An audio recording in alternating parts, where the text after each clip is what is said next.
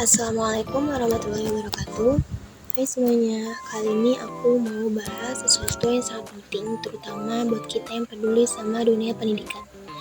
Yuk, kita bakal bahas tentang sejarah metode pendidikan Islam. Gimana sih sebenarnya metode pendidikan itu berkembang sejak zaman Nabi Muhammad? Nah, jadi metode pendidikan dalam Islam itu udah ada sejak Rasulullah, bahkan dari awal turunnya wahyu pertama yaitu Quran Surah Al-Alaq ayat 1. Iqra yang artinya bacalah. Itu udah jadi isyarat bahwa Islam sangat mendorong ilmu pengetahuan.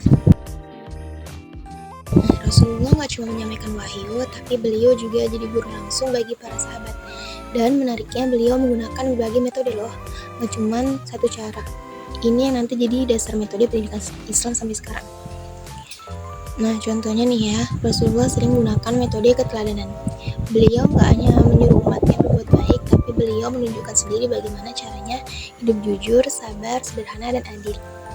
Makanya banyak sahabat belajar dari akhlak beliau. Terus ada juga metode tanya jawab. Sering banget para sahabat datang bertanya dan Rasulullah menjawab dengan sabar, jelas, bahkan kadang sambil memberi contoh nyata. Nah, ini mirip banget kayak diskusi interaktif zaman sekarang. Selain itu, beliau juga pakai metode kisah atau cerita. Misalnya saat menceritakan kisah Nabi terdahulu, cerita ini bukan sekedar dongeng, tapi punya hikmah dan nilai moral yang mendalam. Setelah Rasulullah wafat, para sahabat melanjutkan misi pendidikan ini. Mulailah berdiri lembaga-lembaga pendidikan seperti kutab, semacam sekolah dasar, terus tempat anak-anak belajar membaca Al-Quran, menulis, dan dasar-dasar agama. Lalu berkembang lagi pada masa dinasti Umayyah dan Abbasiyah. Didirikanlah madrasah dan perpustakaan serta metode pengajaran semakin berkembang. Para ulama seperti Imam Al-Ghazali juga mengembangkan pendekatan pendidikan yang menekankan aspek spiritual, akhlak, dan pemikiran yang kritis. Jadi, kita simpulkan metode pendidikan dalam Islam itu sudah terstruktur sejak awal dan berkembang seiring zaman.